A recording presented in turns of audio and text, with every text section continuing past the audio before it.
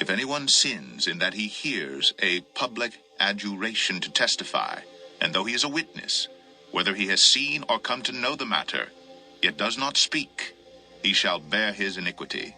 Or if anyone touches an unclean thing, whether a carcass of an unclean wild animal, or a carcass of unclean livestock, or a carcass of unclean swarming things, and it is hidden from him, and he has become unclean, and he realizes his guilt, or if he touches human uncleanness, of whatever sort the uncleanness may be with which one becomes unclean, and it is hidden from him when he comes to know it, and realizes his guilt, or if anyone utters with his lips a rash oath to do evil or to do good, any sort of rash oath that people swear, and it is hidden from him, when he comes to know it, and he realizes his guilt in any of these, when he realizes his guilt in any of these and confesses the sin he has committed, he shall bring to the Lord as his compensation for the sin that he has committed a female from the flock, a lamb or a goat for a sin offering, and the priest shall make atonement for him for his sin.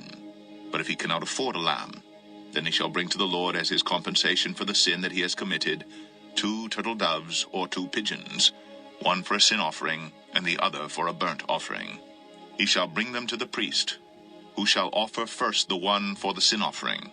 He shall wring its head from its neck, but shall not sever it completely. And he shall sprinkle some of the blood of the sin offering on the side of the altar, while the rest of the blood shall be drained out at the base of the altar. It is a sin offering. Then he shall offer the second for a burnt offering according to the rule, and the priest shall make atonement for him for the sin that he has committed, and he shall be forgiven. But if he cannot afford 2 turtle doves or 2 pigeons, then he shall bring as his offering for the sin that he has committed 1/10 of an ephah of fine flour for a sin offering. He shall put no oil on it, and shall put no frankincense on it, for it is a sin offering.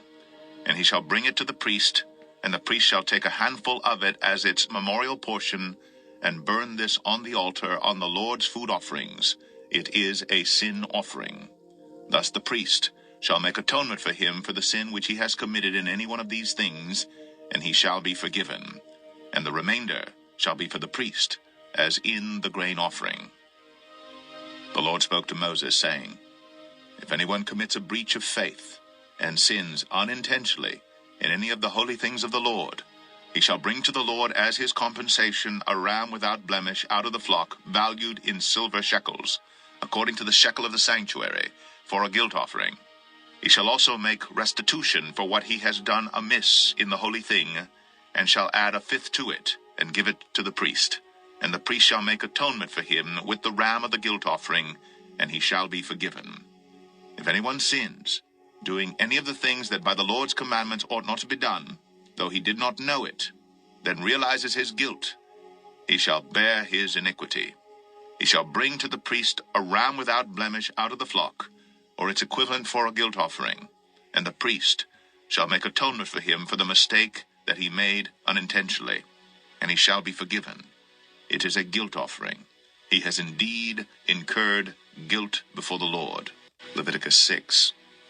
The Lord spoke to Moses, saying, If anyone sins and commits a breach of faith against the Lord, by deceiving his neighbor in a matter of deposit or security, or through robbery, or if he has oppressed his neighbor, or has found something lost and lied about it, swearing falsely, in any of all the things that people do and sin thereby, if he has sinned, and has realized his guilt, and will restore what he took by robbery, or what he got by oppression, or the deposit that was committed to him, or the lost thing that he found, or anything about which he has sworn falsely, he shall restore it in full, and shall add 1/5 to it, and give it to him to whom it belongs on the day he realizes his guilt.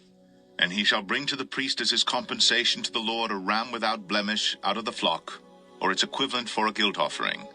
And the priest shall make atonement for him before the Lord, and he shall be forgiven for any of the things that one may do and thereby become guilty. The Lord spoke to Moses, saying, Command Aaron and his sons, saying, This is the law of the burnt offering. The burnt offering shall be on the hearth, on the altar, all night until the morning, and the fire of the altar shall be kept burning on it. And the priest shall put on his linen garment, and put his linen undergarment on his body, And he shall take up the ashes to which the fire has reduced the burnt offering on the altar, and put them beside the altar. Then he shall take off his garments, and put on other garments, and carry the ashes outside the camp to a clean place. The fire on the altar shall be kept burning on it. It shall not go out. The priest shall burn wood on it every morning, and he shall arrange the burnt offering on it, and shall burn on it the fat of the peace offerings. Fire shall be kept burning on the altar continually. It shall not go out. And this is the law of the grain offering. The sons of Aaron shall offer it before the Lord in front of the altar. And one shall take from it a handful of the fine flour of the grain offering, and its oil, and all the frankincense that is on the grain offering, and burn this as its memorial portion on the altar, a pleasing aroma to the Lord. And the rest of it Aaron and his sons shall eat. It shall be eaten unleavened in a holy place. In the court of the tent of meeting they shall eat it. It shall not be baked with leaven. I have given it as their portion of my food offerings. It is a thing most holy, like the sin offering and the guilt offering. Every male among the children of Aaron may eat of it, as decreed forever throughout your generations, from the Lord's food offerings. Whatever touches them shall become holy. The Lord spoke to Moses, saying, This is the offering that Aaron and his sons shall offer to the Lord on the day when he is anointed, 1/10 of an ephah of fine flour as a regular grain offering, half of it in the morning, and half in the evening. It shall be made with oil on a griddle. You shall bring it well mixed, in baked pieces like a grain offering, and offer it for a pleasing aroma to the Lord. The priest from among Aaron's sons, who is anointed to succeed him, shall offer it to the Lord as decreed forever. The whole of it shall be burned. Every grain offering of a priest shall be wholly burned. It shall not be eaten. The Lord spoke to Moses, saying, Speak to Aaron and his sons, saying, This is the law of the sin offering. In the place where the burnt offering is killed shall the sin offering be killed before the Lord. It is most holy. The priest who offers it for sin shall eat it. In a holy place it shall be eaten, in the court of the tent of meeting.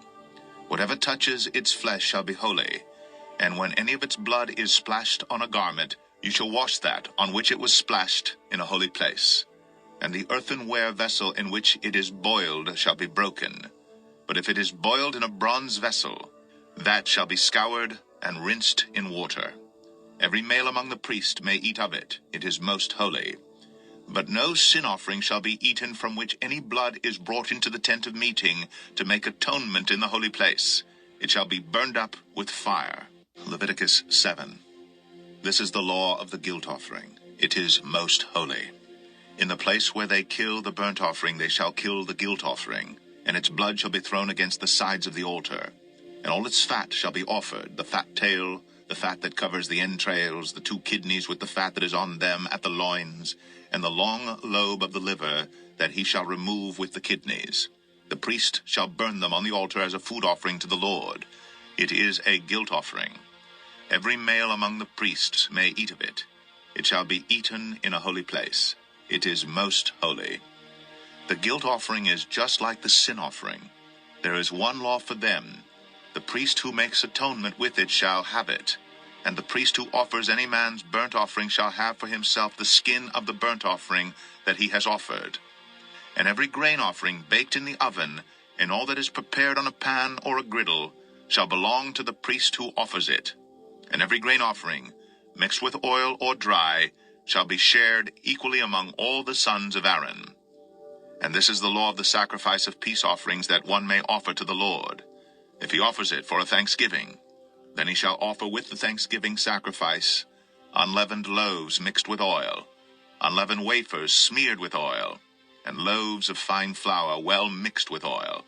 With the sacrifice of his peace offerings for thanksgiving he shall bring his offering with loaves of leavened bread, and from it he shall offer 1 loaf from each offering as a gift to the Lord. It shall belong to the priest who throws the blood of the peace offerings, and the flesh of the sacrifice of his peace offerings for thanksgiving shall be eaten on the day of his offering. He shall not leave any of it until the morning. But if the sacrifice of his offering is a vow offering or a freewill offering, it shall be eaten on the day that he offers his sacrifice, and on the next day what remains of it shall be eaten. But what remains of the flesh of the sacrifice on the third day shall be burned up with fire. If any of the flesh of the sacrifice of his peace offering is eaten on the third day, he who offers it shall not be accepted, neither shall it be credited to him. It is tainted, and he who eats of it shall bear his iniquity. Flesh that touches any unclean thing shall not be eaten. It shall be burned up with fire. All who are clean may eat flesh, but the person who eats of the flesh of the sacrifice of the Lord's peace offerings while an uncleanness is on him, that person shall be cut off from his people. And if anyone touches an unclean thing, whether human uncleanness, or an unclean beast, or any unclean detestable creature, and then eats some flesh from the sacrifice of the Lord's peace offerings, that person shall be cut off from his people. The Lord spoke to Moses, saying, Speak to the people of Israel, saying, You shall eat no fat of ox, or sheep, or goat. The fat of an animal that dies of itself, and the fat of one that is torn by beasts, may be put to any other use. But on no account shall you eat it. For every person who eats of the fat of an animal of which a food offering may be made to the Lord shall be cut off from his people. Moreover, you shall eat no blood whatever, whether of fowl or of animal, in any of your dwelling places. Whoever eats any blood, that person shall be cut off from his people. The Lord spoke to Moses, saying, Speak to the people of Israel, saying, Whoever offers a sacrifice of his peace offerings to the Lord shall bring his offering to the Lord from the sacrifice of his peace offerings. His own hand shall bring the Lord's food offerings. He shall bring the fat with the breast, that the breast may be waved as a wave offering before the Lord. The priest shall burn the fat on the altar, but the breast shall be for Aaron and his sons. And the right thigh you shall give to the priest as a contribution from the sacrifice of your peace offerings. Whoever among the sons of Aaron offers the blood of the peace offerings, and the fat shall have the right thigh for a portion. For the breast that is waved, and the thigh that is contributed, I have taken from the people of Israel out of the sacrifices of their peace offerings, and have given them to Aaron the priest and to his sons, as a perpetual due from the people of Israel. This is the portion of Aaron and of his sons from the Lord's food offerings, from the day they were presented to serve as priests of the Lord. The Lord commanded this to be given them by the people of Israel from the day that he anointed them. It is a perpetual due throughout their generations. This is the law of the burnt offering, of the grain offering, of the sin offering, of the guilt offering, of the ordination offering, and of the peace offering, which the Lord commanded Moses on Mount Sinai on the day that he commanded the people of Israel to bring their offerings to the Lord in the wilderness of Sinai.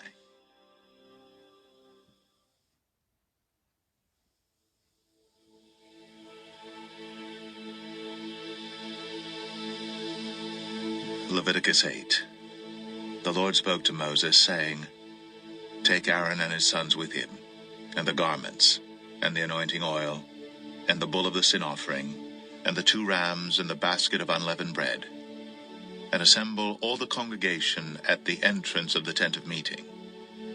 And Moses did as the Lord commanded him. And the congregation was assembled at the entrance of the tent of meeting. And Moses said to the congregation, This is the thing that the Lord has commanded to be done. And Moses brought Aaron and his sons and washed them with water.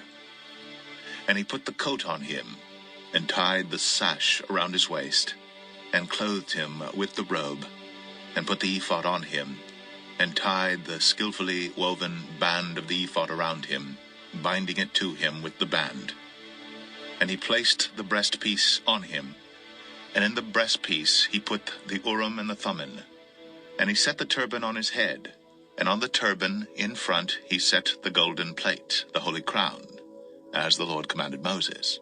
Then Moses took the anointing oil, and anointed the tabernacle and all that was in it, and consecrated them.